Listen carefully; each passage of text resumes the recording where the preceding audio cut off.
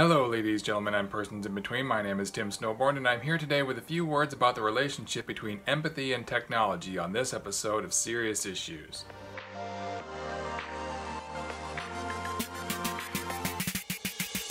So, I've said before that I'm a big believer in the potential for technology to solve all of our problems. I think it's someday going to give us unlimited clean energy, it's going to cure any disease, it's going to feed, clothe, and shelter every man, woman, and child on Earth. But perhaps there is no greater way to bring about world peace than by increasing our capacity for empathy. The question is, does technology increase or decrease our capacity for empathy? It's been said that the inability to experience the suffering of others is what allows suffering to exist. That if we could experience the suffering of another person as if it were our own, we would not cause suffering to other people, knowing what it would do to them. I agree with this idea. I think if any technology is going to make the world a better place, it's going to have to be a technology that increases our capacity for empathy. So does our current technology do that? Well, first of all, it's important to note that it's much easier to empathize with an individual than it is with a group of people, especially if that group is very different from us. For us to empathize with any group, we must first empathize with an individual from that group. We must see that we and the people in that group have a lot in common. The internet, especially social media, actively reinforces our existing beliefs and decreases our ability to empathize with people with whom we disagree.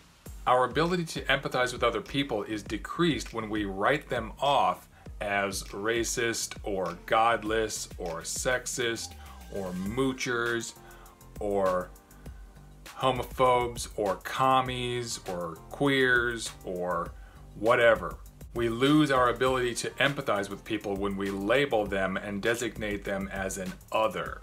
Another way the internet decreases our capacity for empathy is by inundating us with bad news. I've said before that the reason it's so easy to point to the bad news and say that the world is going to hell is because the bad news stands out in such stark contrast against the backdrop of everyday kindness and peace. The bad news gets more press, it gets more clicks, it gets more ratings on TV, it sells more papers. That doesn't mean that the bad news is all there is. There's lots and lots of good news going on. It's just less interesting, it's less dramatic. People crave drama. People have complained about the deluge of bad news since before the internet came along. But now that it's here, we're positively swamped with bad news every single day, especially in the past 10 months. This decreases our capacity for empathy because it overwhelms us. We have to shut down emotionally or we wouldn't survive.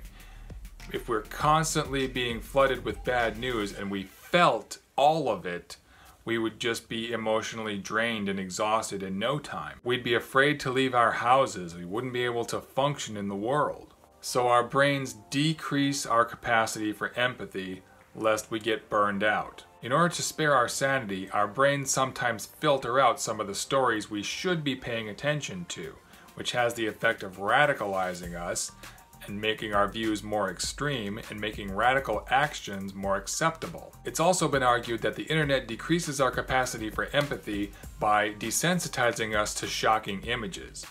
When we're exposed to shocking images and shocking stories all the time, we eventually become numb to them.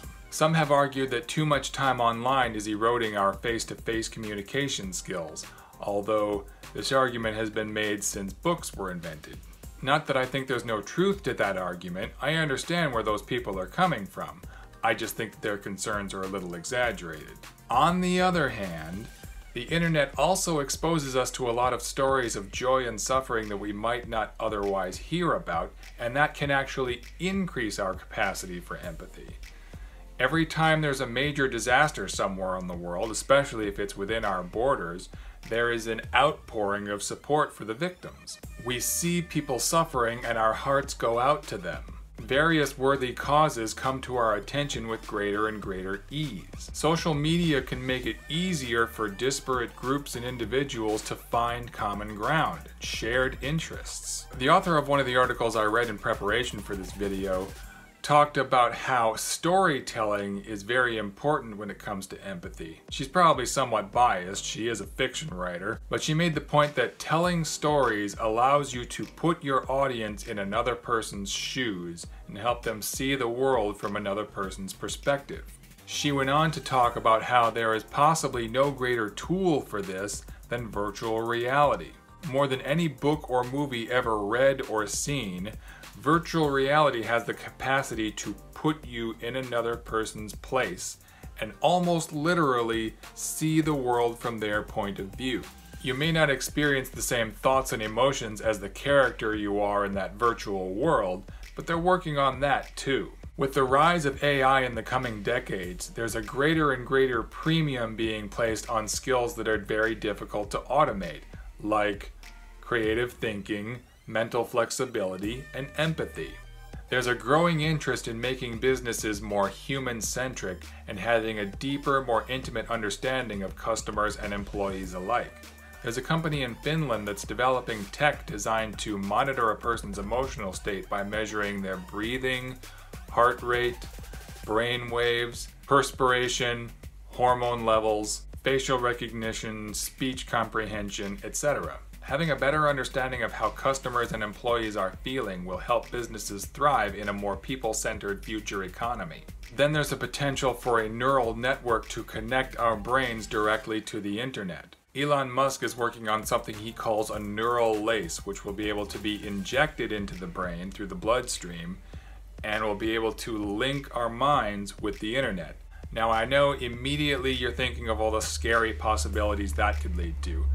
I'm more optimistic. Yes, I know that there are risks and we must certainly guard against them before this technology becomes widespread. But I think if we can safeguard this tech, which is another thing that I think that AI will help us do in the future, the benefits will be worth it. Again, the possibility of being able to record a person's thoughts and emotions and send them to another person so that person can experience those thoughts and emotions as if they were their own would literally change the world. Imagine if every murderer, rapist, domestic abuser, or criminal of any kind was forced to experience the thoughts and emotions of their victims. Who would ever hurt another person again knowing how they make those victims feel?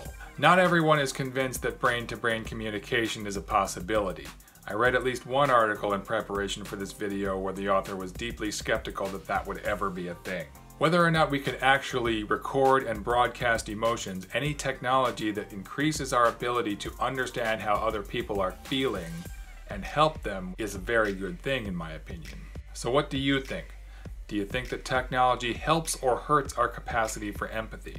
Do you think that technology has the potential to help us understand ourselves and each other on a much deeper level? Do you think that such technology will make the world a much better place to live? I appreciate you joining me for this conversation. If you liked it, please hit that like button. If this is your first time visiting my channel, welcome.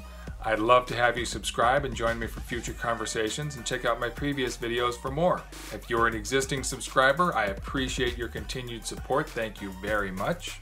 I look forward to reading all of your thoughts in the comments below. Thanks again for joining me, everyone. See you next time.